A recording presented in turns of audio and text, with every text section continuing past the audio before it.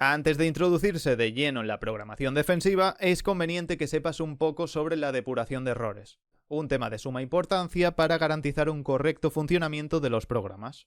No voy a entrar en todos los detalles de la depuración, ya que dan para un curso dedicado y más, incluso.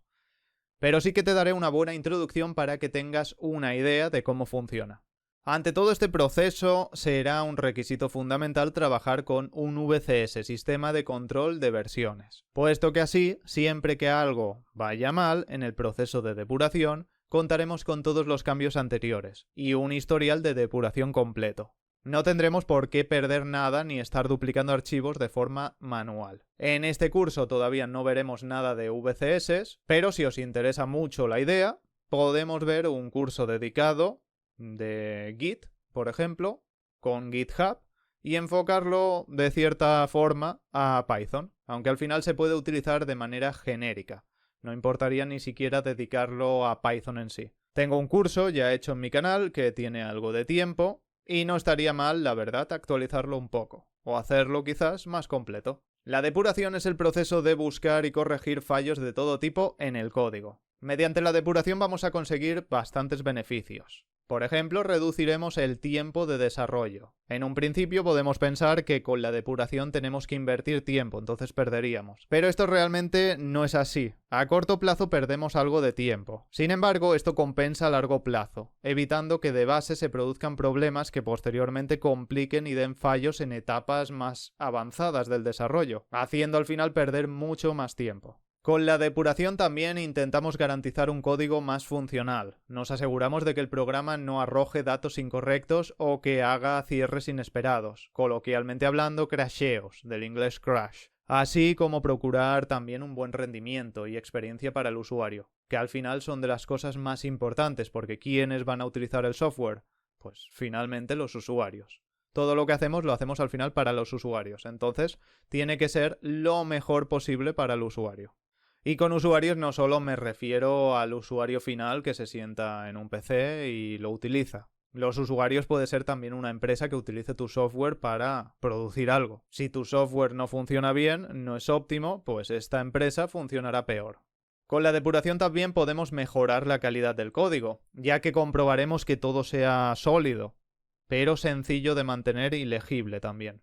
Es decir, no solo tenemos que dedicarnos a buscar errores, sino a perfeccionar ciertas cosas que no estén del todo óptimas. Y otra ventaja considerable de la depuración es el aprendizaje del código, ya que al estar analizando el código en profundidad y cómo funciona su comportamiento, vamos a ganar muchos conocimientos sobre el propio software y sobre la programación en general. Es un buen método de estudio al final. Podríamos encontrar más ventajas de la depuración, pero creo que con esto ya te haces una idea de lo importante que es. La depuración puede volverse un tema muy complejo. En muchos casos va a requerir de una vasta experiencia, así que habrá problemas que con poca experiencia seguramente no puedas solucionar. En estos casos te recomiendo que siempre vayas manteniendo la calma y que hagas los descansos que sean necesarios. Hay problemas que se solucionan haciendo un reset en tu mente. Sal a pasear, descansa o duerme.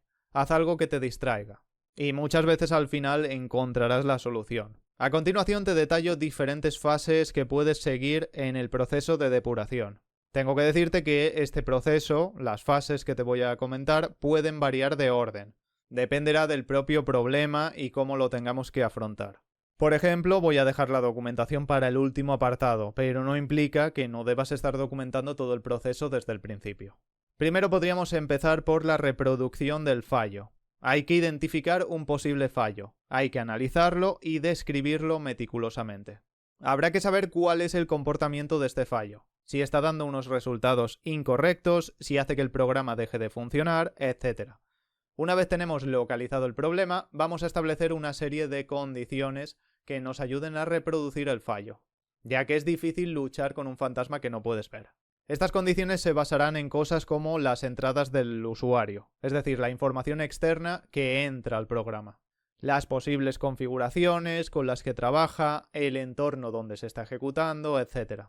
Se trata al final de intentar reproducir el fallo en las condiciones lo más parecidas posible a cuando se originó el problema.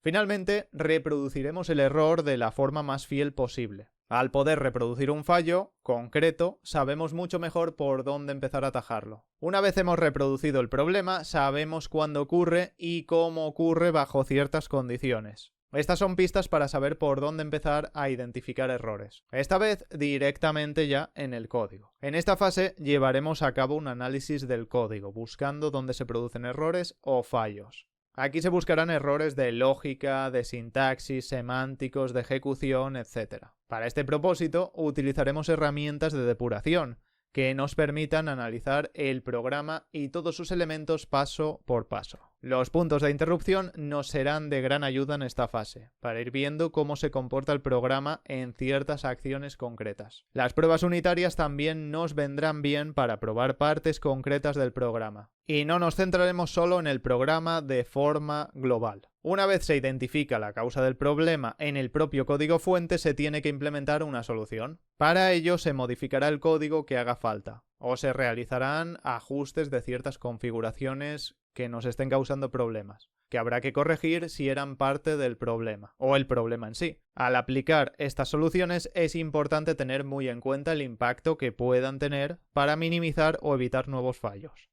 Una vez terminado todo lo anterior, habrá que realizar pruebas exhaustivas para determinar si el problema está realmente resuelto y que no comporta nuevos fallos al final.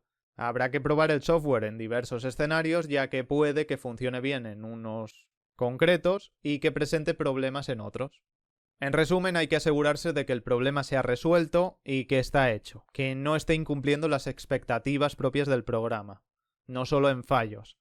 Por ejemplo, si tenemos un programa que busca ofrecer un gran rendimiento con ciertas acciones, la solución del problema no debería hacer que se pierda esta expectativa. Es decir, solucionamos un problema que tiene el programa, pero lo hacemos mucho más lento con esa solución. Al final, esta solución sería una mala solución. La documentación es una parte importante, que debe estar presente en todas las fases del desarrollo, tal y como he dicho al principio.